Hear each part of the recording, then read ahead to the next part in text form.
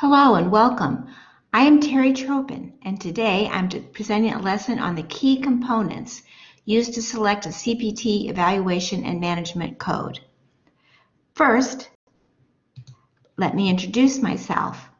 I have a master's in healthcare administration informatics from the University of Maryland Global Campus, and I have certifications RHIA and CCSP.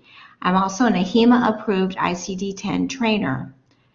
I have taught health information technology at Montgomery College in Maryland for over 20 years.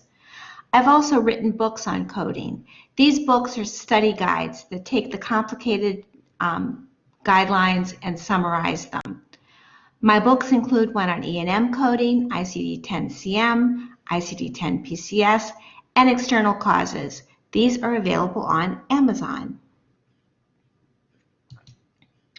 Before we talk about the key components, let's take a step back and talk about what evaluation management codes are, usually referred to as E&M codes. These codes are used to report the services spent examining the patient and documenting the information that a provider needs to determine the diagnosis or how to manage a patient in a specific case. Each level of E&M code is determined by the amount of work involved in determining the patient's diagnosis or how to manage them. The more work, the higher level, the higher payment. This video discusses the E&M codes that use the key components: history, physical exam, and medical decision making. First, the video will answer these questions. Which codes use the key components, history, exam, and medical decision making? Many do, but not all. How do you determine the level of history? How do you determine the level of exam? How do you determine the level of MDM, the medical decision making? Medical decision making is too long a word, so we're going to call it MDM. How do you select the correct E&M code? And how do you use time instead of key components?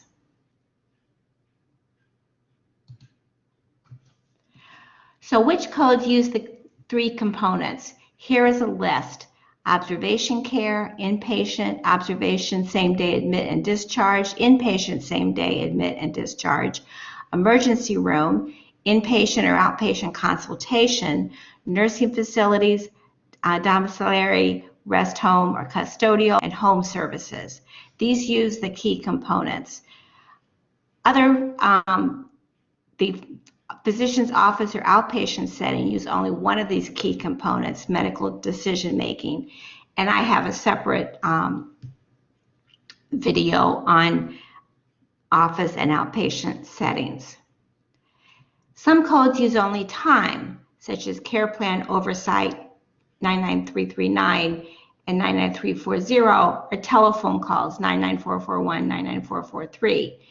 Other codes list specific services that must be performed in order to report the code, such as critical care services 99468, 99467.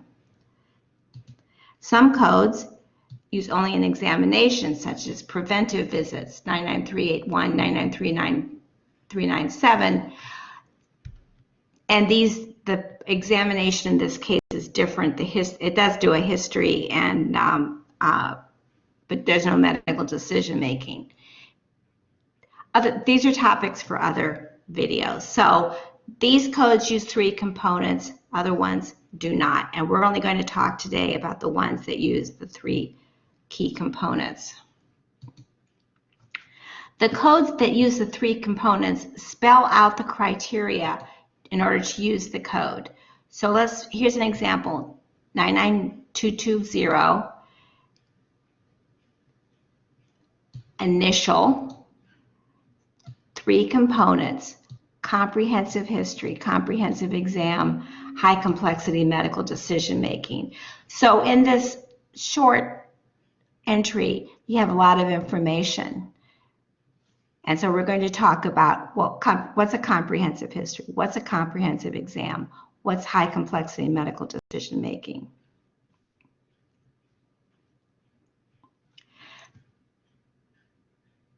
Each level of the key component requires more work and therefore is reimbursed at a higher rate. So let's discuss each key component and how to determine the level. The first key component is history. History includes 4 elements: chief complaint, history of present illness, review of systems, and past family social history. Notice that we abbreviate each one of these. So chief complaint is CC, history of present illness is HPI, review of systems is ROS, past family social history is PFSH, often referred to as PFISH. There are 4 levels of history: problem focused, expanded problem focused, detailed, and comprehensive.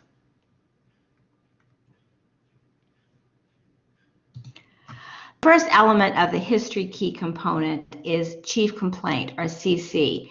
This is, why is the patient here? All of these codes require a chief complaint. So the patient comes in with a diagnosis, a sign or symptom, some kind of problem.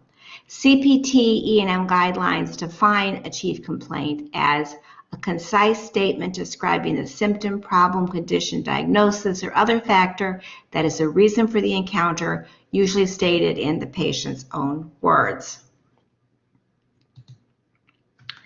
The second element of history is history of present illness, or HPI.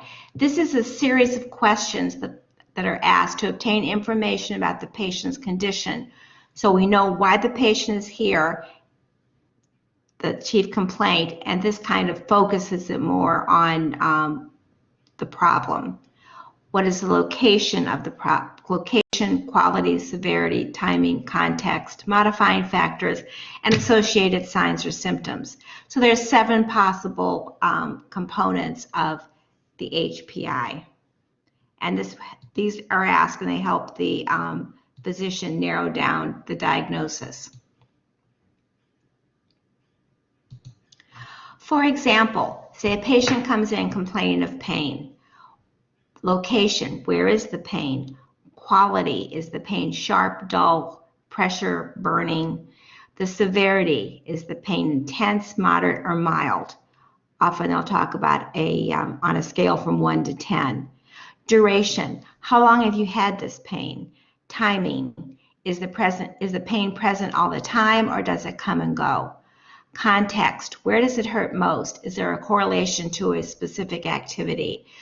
Does it hurt more when you walk? Does it hurt more when you sit down? Associated signs and symptoms related to the problems. When the pain is worse, is there also nausea or something else? So this gives more information to help the physician determine what the problem is. The next element of the history key component is review of systems, or ROS. This is a series of questions to identify signs and/or symptoms the patient may be experiencing now or has experienced. CPT guidelines define ROS as an inventory of body systems obtained through a series of questions seeking to identify signs and/or symptoms that the patient may be experiencing or has experienced. So we talked about review of systems. So these are the systems that may be reviewed. Constitutional, which means general: fever, weight loss, weight gain. Eyes, ears, nose, mouth, and throat, those are all lumped together. Cardiovascular system, respiratory system, gastrointestinal system, genital urinary system, musculoskeletal, integumentary, neurologic, psychiatric, endocrine, hematologic, lymphatic systems, those are lumped together, and allergic, immunologic systems. So these are the body systems that are counted in the review of systems. Now, not all systems need to be reviewed to evaluate every patient. The number of systems counted as part of the history will depend on the patient's condition or complaint. For example, a physician does not usually review musculoskeletal system if the patient comes in with a chief complaint of chest pain. The medical necessity for the number of organ systems reviewed must be applied or documented. It must all make sense together.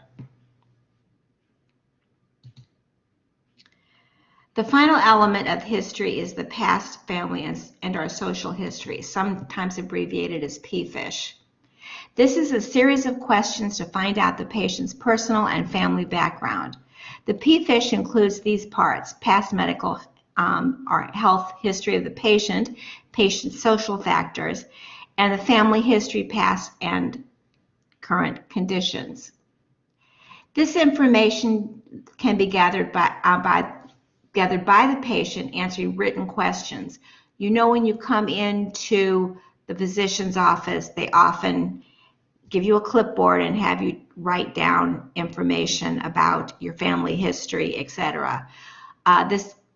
This element can be done that way. You can also get chief complaint and review of systems through the patient collecting the information on a clipboard, which the physician can then review once the patient is being seen. Some practices will also have you a patient fill out the information or submit the information before they even come to the office. Let's take a look at each part of the PFISH. Past family health history of the patient. For example, what operations have you had? What medications are you taking?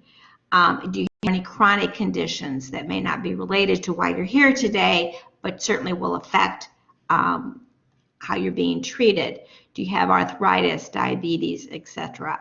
Patient's social history, such as your employment. Some employment is more stressful than others. Some employment is more dangerous than others, like a police officer. Some is much more stressful than others. Patient's marital status, that can affect your health, and use of alcohol and drugs, legal or illegal. Patient's family history. You know, on that form they give you when you come in, they ask if your parents are alive, if your brothers and sisters are alive. If they're not, what was the cause of death? Do your parents or other family members have diabetes or cancer?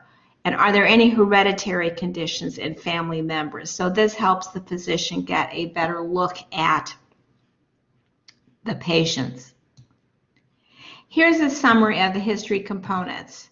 So first of all patients and for these codes will have a chief complaint.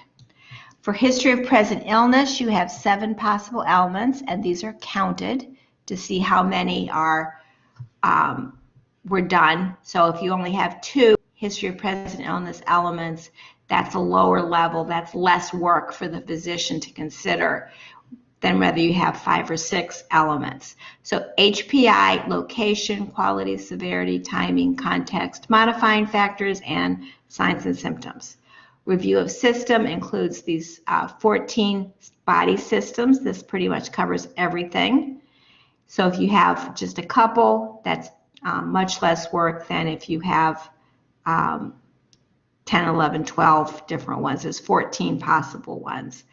Past family social history, patient's past medical health history, social factors, family history. So even if these are gathered, the information is gathered on that clipboard, the physician still needs to consider them, review them, and consider how this might affect the diagnosis or possible treatment for the patient.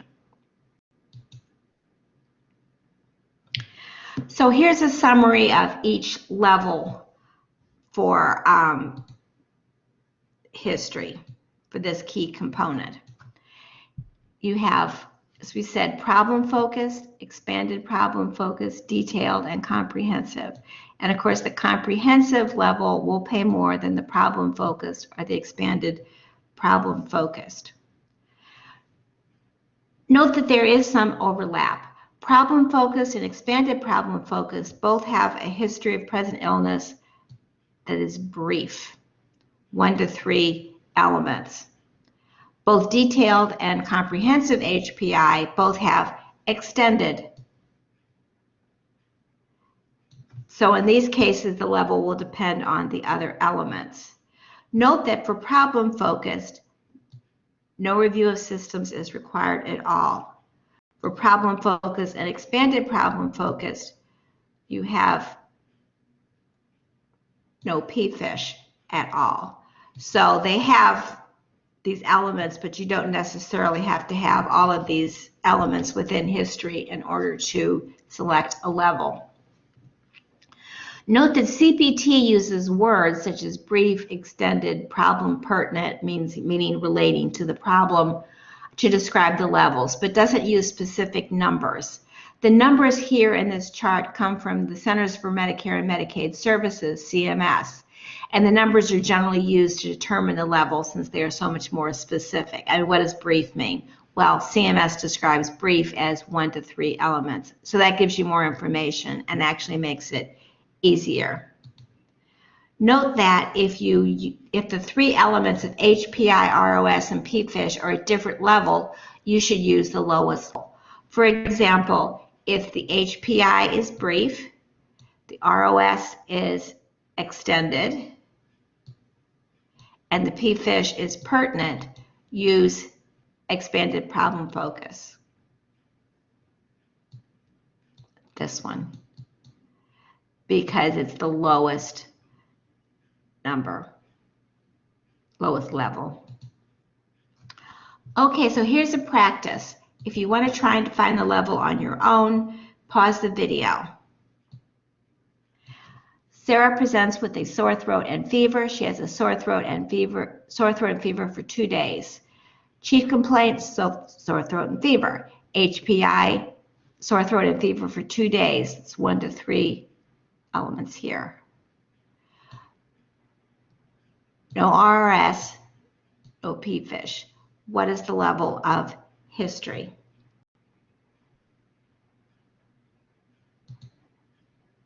In this case, it's problem focused, right? Because you have, go to the lower one. So you have sore throat and fever 2 days, 1 to 3 elements, no RRS, no PFISH. So that pulls it down to problem focused. So here's another example. In this practice, Sarah, our patient, is a little sicker. So Sarah presents with a sore throat and fever. She had a sore throat and fever for 2 days. That's the same as the last one. But this gives you more information that the physician is going to consider. She's running a fever of 101 to 103. She states she has had difficulty swallowing. Her ears did not hurt.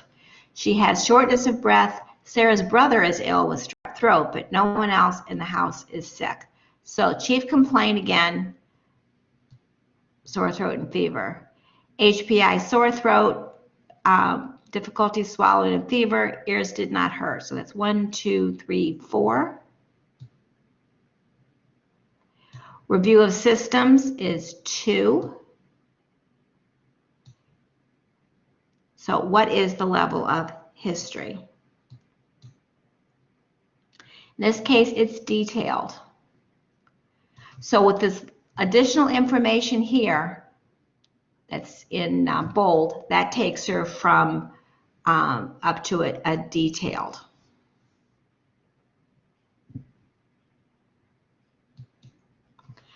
Okay, so the next key component is the physical exam.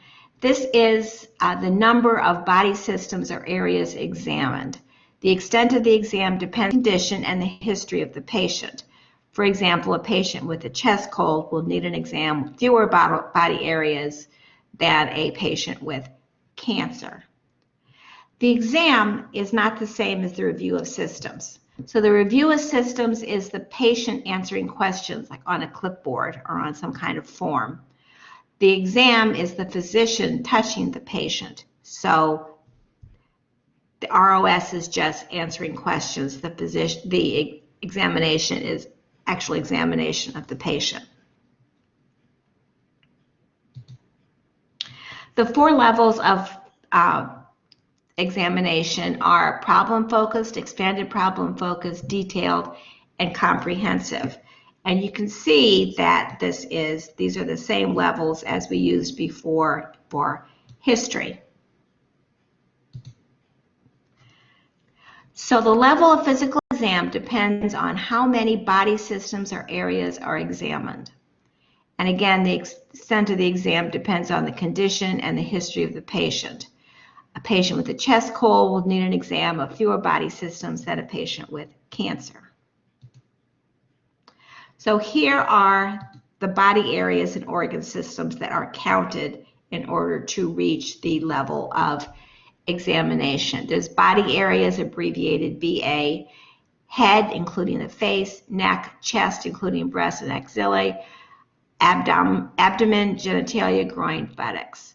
Now, there's also organ systems, and there are 11 of these: eyes, ears, nose, mouth, and throat, cardiovascular, respiratory, gastrointestinal, genitourinary, musculoskeletal, skin, neurologic, psychiatric, and hematologic, lymphatic, and immunologic.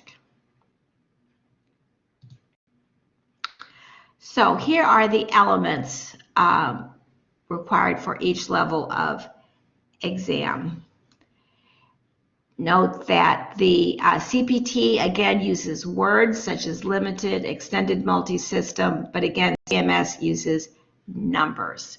So for a problem focus, it's described as limited. Well, what does that mean? That means examination only of the body area that is affected, that's mentioned in the chief complaint.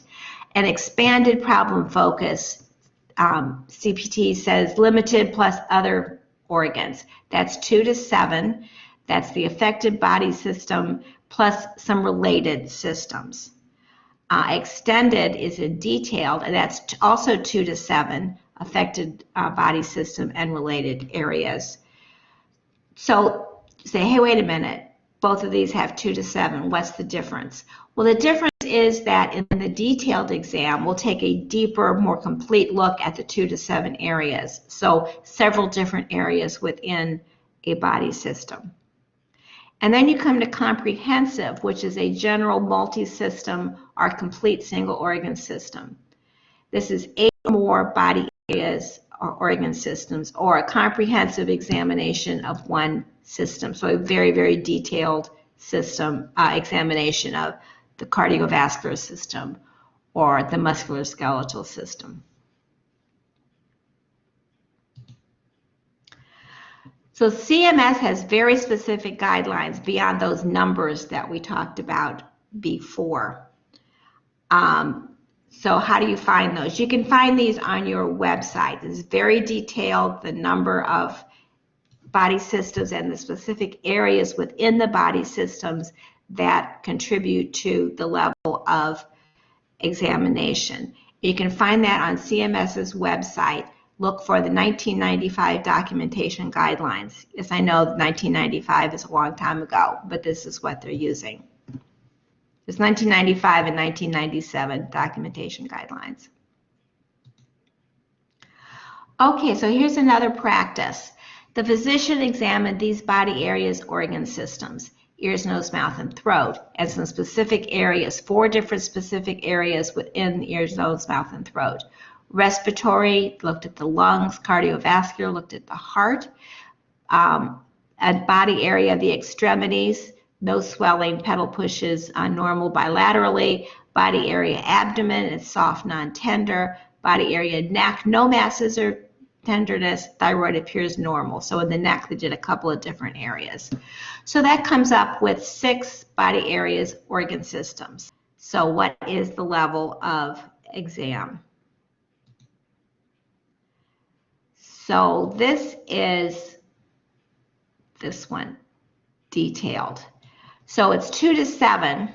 We said it was safe. There's a very large range in here between expanded, problem focus, and detailed. 2 to 7, that's a nice big range. But in this case, it was more detailed than the limited, expanded, problem focused. So we're going to call this detailed. The final key component is medical decision making, abbreviated as MDM. This is defined in the guidelines as the complexity of establishing a diagnosis and or selecting a management option. So this is the thought process the physician goes through based on his medical education and his experience to decide what the diagnosis is or what's the best way to manage this specific patient. Now, the levels of MDM are straightforward, low complexity, moderate complexity, and high complexity.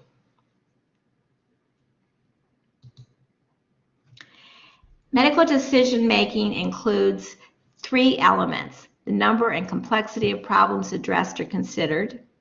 So what does the physician look at or consider in deciding what the diagnosis is or how the patient should be managed? How much data is reviewed and analyzed in order to make this decision? Excuse me. At the risk of complication and or morbidity or mortality of patient management. So what's the risk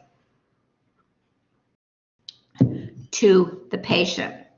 I'll discuss medical decision-making briefly, but this is a very complicated topic. So for a more extensive discussion of MDM, I have a separate video on that, which will help you work this out. Okay, so here's the chart that shows the elements needed for each level of medical decision-making. So the elements are up here, right? So under number, let's look at this one first. Number and complexity of problems. You see that straightforward includes 1 self-limited or minor problem. Low complexity is 2 or more self-limited or minor problems. So we go from 1 to 2. Low includes 1 stable chronic illness. Moderate includes 2 or more stable chronic illnesses. Moderate also includes 1 undiagnosed new problem with uncertain diagnosis. Moderate includes 1 acute illness with systemic symptoms, so that's not an uncomplicated illness. You'll see low complexity has 1 acute uncomplicated. So if it's complicated, if there's problems with it, that takes you up to moderate complexity. If that acute illness or chronic illness is severe enough that it poses a threat to life or bodily function, right away is high complexity. If a chronic illness is severe, then it's also a high complexity. So you can see it goes up in more complexity as you move up the levels. So let's look at amount and or complexity of data. And you can see that straightforward medical decision making, little or no data, not much at all. Low complexity includes requirements for either category 1 or category 2. Here are the categories, and this is why this is so confusing and why I have a completely separate video for this. The categories basically are ordering tests, interpreting tests, and discussion of tests with another provider. Category 1, Category 2, Category 3. It's much more complicated than that, but basically that's what they are. So low complexity includes either Category 1 or 2. Moderate complexity includes either Category 1, 2, or 3. High complexity includes either any 2 categories, Category 1 and Category 2, or Category 1 and Category 3, 2 different categories. So I think this is the most complicated one, the complexity of data. So let's look at risk. So this is minimal risk, that's straightforward. Low risk takes you to low complexity. And for moderate and high complexity, it gives examples, which actually are better, I think, because I like examples. That kind of gives you an idea of where you are. For the examples contrast prescription drug management. So basic prescription drug management is moderate. On the other hand, if the drug management is requiring intensive monitoring for toxicity, it's a much more dangerous drug, that takes it up to high. Other examples differentiate between moderate and high is surgery. So for moderate complexity, the risk is for minor surgery. For high complexity, you have elective major surgery and emergency major surgery. So minor surgery is moderate, major surgery takes you up to high risk. Moderate risk also includes a diagnosis or treatment that is limited due to social determinants of health. This is, for example, food insecurity, homelessness, that kind of a dangerous home environment that will certainly affect the risk for the patient. High complexity also includes decision not to resuscitate or to de-escalate care because of poor prognosis. So you can see how each one is a little bit higher, a little bit more complex than the one before. The three elements of medical decision making are risk, problems addressed, and data. So in order to report a specific level of medical decision making, two of the three elements must be met. And there's an example on the next slide. So say you have a patient where the problems addressed was at the low level and the data was at the moderate level and the risk was at the moderate level. In this case, you can use moderate because two of the three elements were met. And it doesn't matter that the low was below that level. It doesn't matter. Okay, so with all these components and elements, how do you select the correct code? Well, here are some questions to ask. Where is the patient? Who was the patient? How many key components are required? And what are the levels of history exam of medical decision making? And answering these questions will lead you to the final one. What is the correct code? Now, who was the patient? There's some codes differentiate between new patients and established patients. These are only for domiciliary rest homes and home services codes. So a new patient is one who has not received services from this physician or physician of the same specialty in the same group for the last 3 years. So let's look at each one of these questions. First of all, where is the patient? Think of the locations as baskets of codes. You select the correct basket, and that will give you the code, a group of codes to choose from. So this helps narrow down the codes to choose from. So you have observation care, inpatient services, observation inpatient for admit and discharge on the same date, emergency room, inpatient, outpatient consultations, nursing facilities, domiciliary rest homes for custodial care, and home services. So this gives you a basket of codes, and you know that in that basket will be the code that you need. You just have to narrow it down a little bit more. So different sets for codes for new patients and established patients, and we talked about that. That's only counts in these and these. So that's another way. You have a basket of codes and you narrow down the number of codes to choose from. There are also different codes for what is initial or subsequent care. Is this the first visit with this patient or not? Have they been, is this when they're admitted to the hospital or observation care or the nursing home facility, or is this a visit on the second, third, fourth, whatever day? So some codes have initial or subsequent care and some do not. So have hospital care, observation, and nursing facility care. So again, we're narrowing down the codes to choose from. How many key components are required? This is the most important question. So within the basket of codes, look at the codes and determine the number of key components required. It will be either 2 or 3. So, for example, emergency department codes, that's the basket, 99281, 99285. All of the codes in this basket require 3 key components. Another example is hospital inpatient services, 99221, 99233. First, you narrow it down to is it initial service or subsequent service, and then you see that the initial services codes require 3 components, while the subsequent services codes require only 2.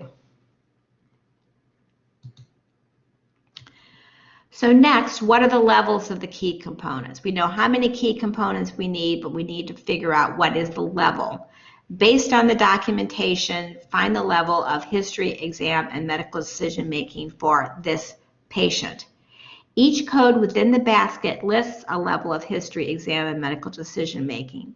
These levels must be met or exceeded, meaning be higher than, in order to use this code. And I'll have some examples in a minute. Okay, so finally, we get to what is the correct code. So we have where was the patient, so that's the basket, how many key components for the codes in that basket, and what are the levels of history, exam, medical decision making for that basket. Remember that each code, there's a level of each key component that must be met or exceeded in order to report the code. Okay, so how do you figure it out what the correct code is if all 3 components are required? First, find the right basket for the place or type of service. Look within this category to find the codes that match each level of key component for this patient. In some cases, 2 or 3 key components may be part of the same code.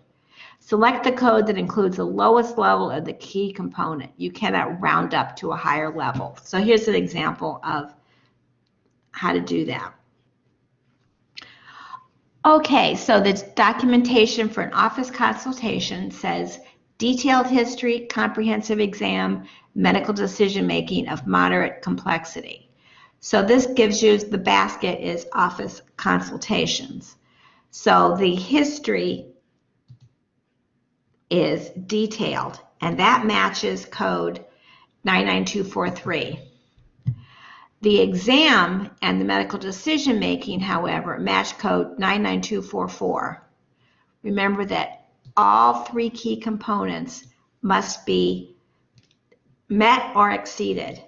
So which code do you use?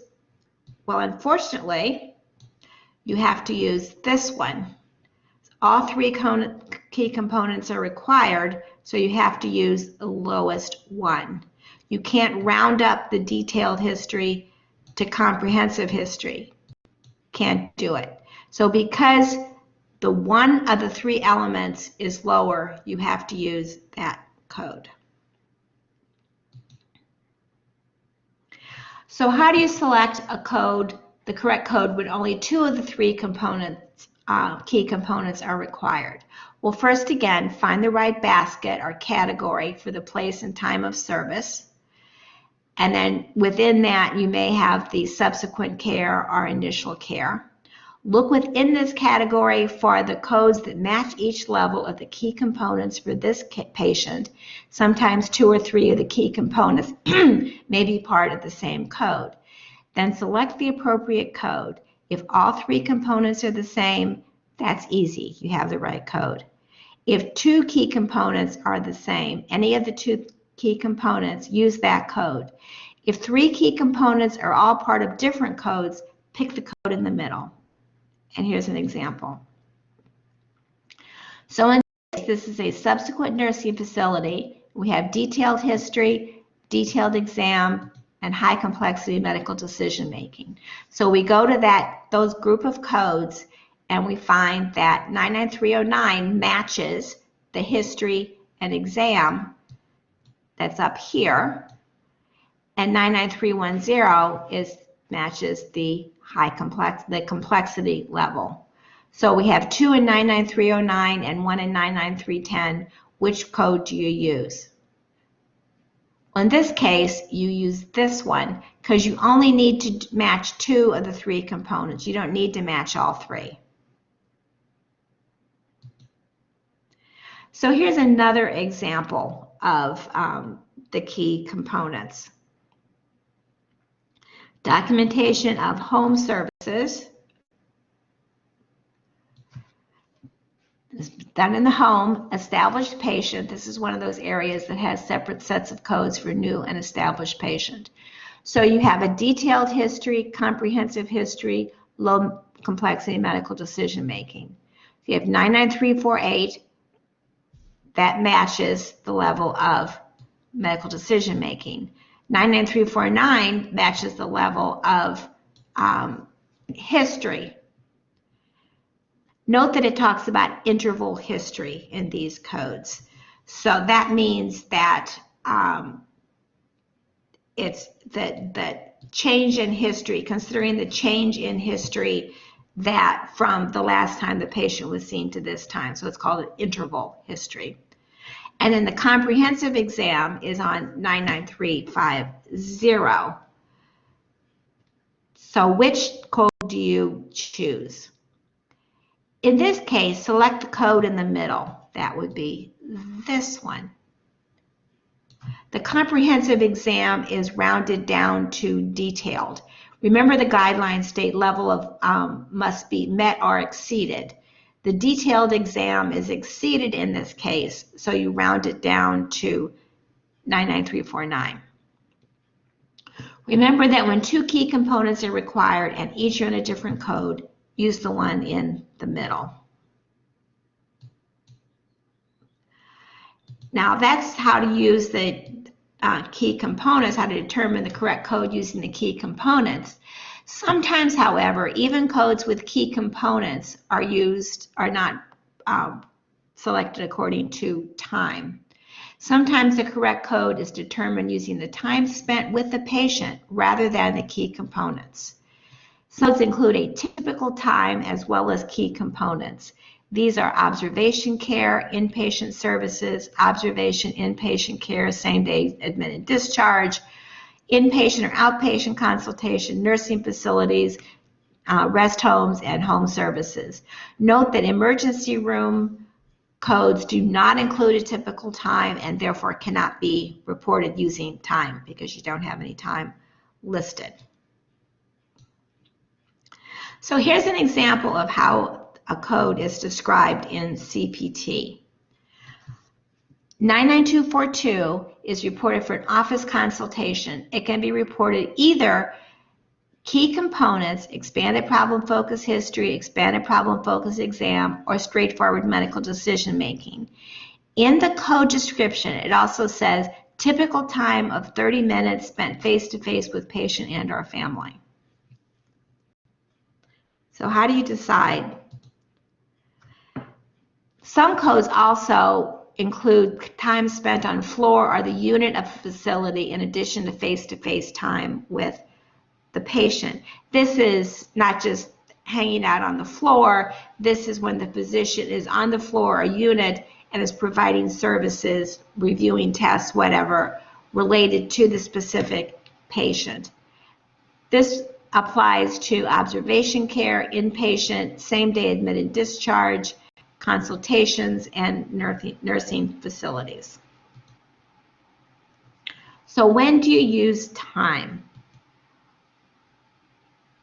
Time can be used instead of components when 50% of the time spent with the patient involves counseling, coordination of care, either to the patient or to the patient's family. Okay, so what is counseling then? Counseling includes discussing test results, recommendations for treatment, patient instructions, and patient and family education. So time needs to be 50% of all of the time spent with the patient, and it needs to be in counseling.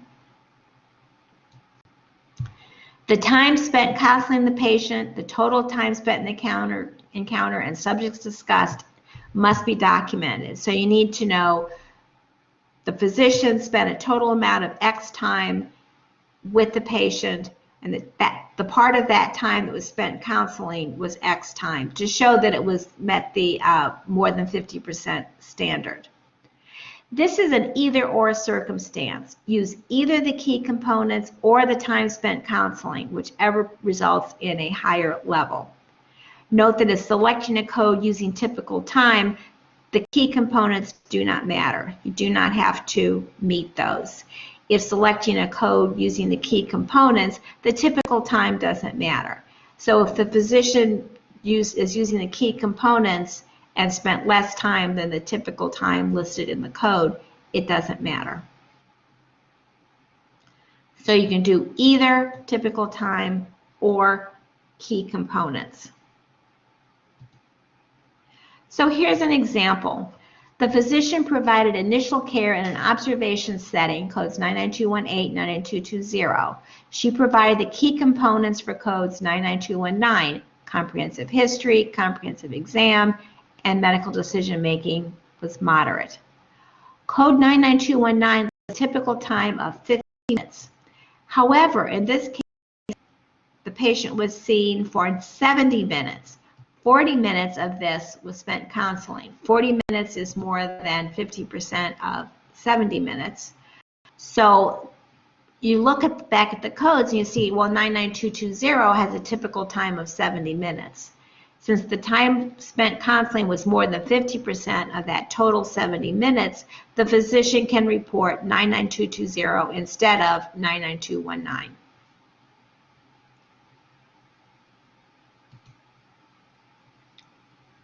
It is impossible to remember all of the guidelines for E&M codes and for the key components.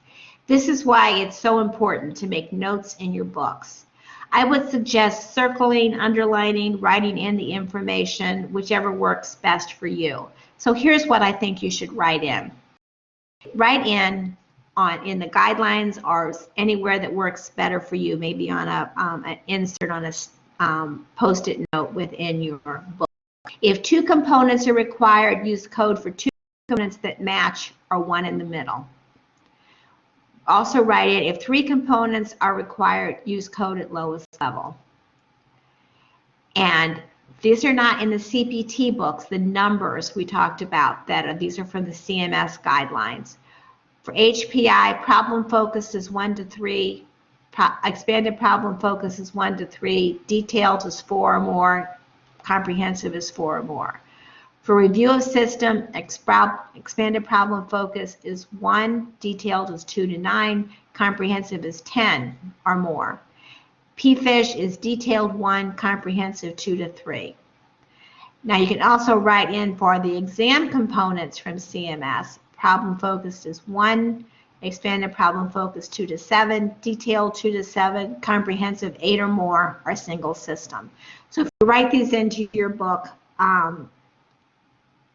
that will help. So here are some other notes to write into your book. E&M coding is complicated, so there's a lot of possible notes to put in.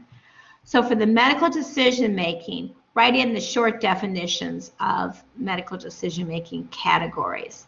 Category 1 is ordering retests, review of prior external notes, review results of unique tests, use of historians. Category 2 is interpretation of those tests. Category 3 is discussing those tests with another provider. You might go through to the codes that have times listed and circle them. You can also might circle the definition of counseling in guidelines. Remember that times in the codes we're talking about today are different than the times for the office outpatient visit, and that's discussed in a different video. So here again are the books that I've written and ways to contact me. You can contact me on Facebook or by email. And if you're interested in the books, here's the link to that. You can also just go into Amazon and Amazon Books and type in my last name, Tropin, T-R-O-P-I-N. Thank you very much for listening. I hope to have more lessons up soon. Thank you.